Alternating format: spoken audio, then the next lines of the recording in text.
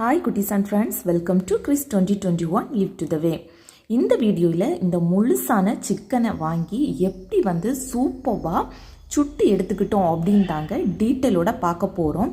ரொம்ப நாளாகவே இந்த மாதிரி சிக்கனை வாங்கி சுட்டு எடுக்கிறதுக்கு ரொம்பவே ஆசையாக இருந்துச்சு. பட் பார்த்திங்கன்னா அந்த சுடுறதுக்கான அந்த கம்பி வலை இல்லாமல் இருந்துச்சு.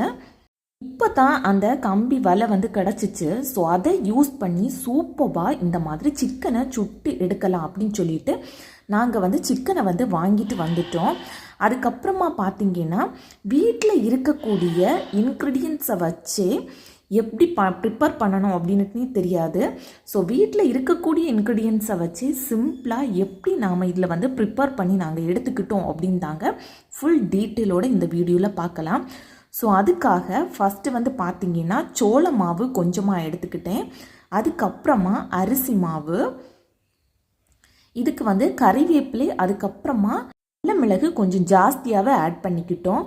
அதுக்கப்புறமா மஞ்சள் தூள், மல்லித்தூள், மிளகுத்தூள், அதுக்கப்புறமா பார்த்திங்கன்னா சிக்கன் மசாலா, இது எல்லாமே இருந்த இன்க்ரீடியன்ஸை கொஞ்சம் கொஞ்சமாக எடுத்து ஒரு சாஸில் வச்சுக்கிட்டே இருந்தோம். அதுக்கப்புறமா இறைச்சி மசாலா அப்படின்னு சொல்லிக்கிட்டு நமக்கு கடையில் வாங்குறதுக்கு கிடைக்கும். ஸோ சிக்கன் மசாலா அந்த பவுட்ரு கொஞ்சமாக இருந்ததுனால அதுலேருந்தும் கொஞ்சம் எடுத்தாச்சு தேவையான அளவு. இது பார்த்திங்கன்னா இஞ்சி, பூண்டு, கூடவே கொஞ்சமாக பச்சை மிளகாய் எல்லாத்தையுமே தோலெல்லாம் நீக்கிட்டு நீட்டாக வாஷ் பண்ணி அந்த பெரிய சைஸ் ஜாரில் தாங்க அரைக்கிறதுக்காக எடுத்துக்கிட்டோம். மிக்ஸி ஜார் பார்த்திங்கன்னா நம்ம ஜூஸ் அடிக்கிறதுக்கு யூஸ் பண்ணக்கூடிய ஜார். இதுலேயே நாம் தேவையான அளவு உப்பையும் நாம் கூடவே சேர்த்துக்கலாம். இதில் எந்த ஒரு தண்ணியுமே ஆட் பண்ணாமல் தயிர் கொஞ்சம் கொஞ்சமாக விட்டு நாம் கரெக்டாக திக்கான பேஸ்டான கன்சிஸ்டன்சிக்கு நாம் அரைச்சி எடுத்துகிட்டு வந்துடலாம். இது தாங்க சிக்கன் சூப்பராக ஃப்ரெஷ்ஷாக நீட்டாக லைட்டாக மஞ்சள் தூள், உப்பு எல்லாமே கலந்து நீட்டாக வாஷ் பண்ணி எடுத்துகிட்டு வந்தாச்சு. அதுக்கப்புறமா இந்த மாதிரி சைடாக கீரல்கள் போட்டணும்.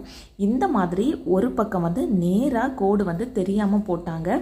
இது பார்த்திங்கன்னா பொரிக்கும் போது பிளந்து ஸோ நாம் இந்த மாதிரி நீளமாக கோடுகள் போடாமல் லைட்டாக சரிச்சு கோடுகள் போட்டோம் அப்படின்னா ரொம்பவே பர்ஃபெக்டாக வரும். அதுக்கப்புறமா மசாலா எல்லாமே இந்த இறைச்சியில் ஃபுல்லுமே படுறது மாதிரி வச்சுட்டு நம்ம ஃப்ரிட்ஜில் கொஞ்ச நேரம் வச்சு எடுக்கணும். அதுக்கப்புறம் தாங்க எங்களுக்கு இந்த ப்ராசஸே ஸ்டார்ட் ஆச்சு. இந்த கம்பியை நாங்கள் விறகு அடுப்பில் வச்சு தான் இந்த மாதிரி வச்சு சுட்டி எடுத்துக்கிட்டே இருந்தோம். சீக்கிரமாக இது பற்றி பிடிக்கிறதுக்கு லைட்டாக எண்ணெய் அப்பப்போ நாங்கள் இந்த மாதிரி விட்டு சுற்றியுமே பொரிச்சு எடுத்துக்கிட்டே இருக்கோம். பட் இதில் ஒரே ஒரு ட்ராபேக் என்ன அப்படின்ட்டு பார்த்தீங்கன்னா நம்ம நேச்சராக இந்த மாதிரி சுட்டி எடுக்கும்போது ஃபுல்லாக இந்த மாதிரி கரிஞ்சது மாதிரி இருந்துச்சுதுங்க. பட் இதோட டேஸ்ட்டு வேறு லெவலில் இருந்துச்சு அப்படின்ட்டுனே சொல்லலாம். மேலே இருந்த இந்த கரிஞ்ச பீசஸ் எல்லாம் லைட்டாக நம்ம உதறி தள்ளிட்டு நாங்கள் சாப்பிட்றதுக்காக ஸ்டார்ட் பண்ணிட்டோம். ரொம்பவே டேஸ்ட்டு சூப்பராக இருந்துச்சு. இதுக்கு வேறு ஏதாச்சும் ப்ராசஸ் உண்டா அப்படின்ட்டுன்னு தெரியல. இதுக்கு நாங்கள் அந்த உள்ளி, அதுக்கப்புறமா தயிர் கூட்டும், அதுக்கப்புறமா லெமனும் விட்டு நாங்கள் சாப்பிட்டோம். ரொம்பவே டேஸ்ட்டு சூப்பராக இருந்துச்சு. உங்களுக்கு இந்த வீடியோ பிடிச்சிருந்து அப்படின்னா லைக் பட்டனை ப்ரெஸ் பண்ணிக்கோங்க. தான் நம்ம சேனலை ஃபஸ்ட் டைம் பார்க்குறீங்க அப்படின்னா ப்ளீஸ் சப்ஸ்கிரைப் பட்டனை ப்ரெஸ் பண்ணிவிட்டு கூடவே பக்கத்தில் இருக்கிற பெல் ஐக்கானை கிளிக் பண்ணிக்கோங்க.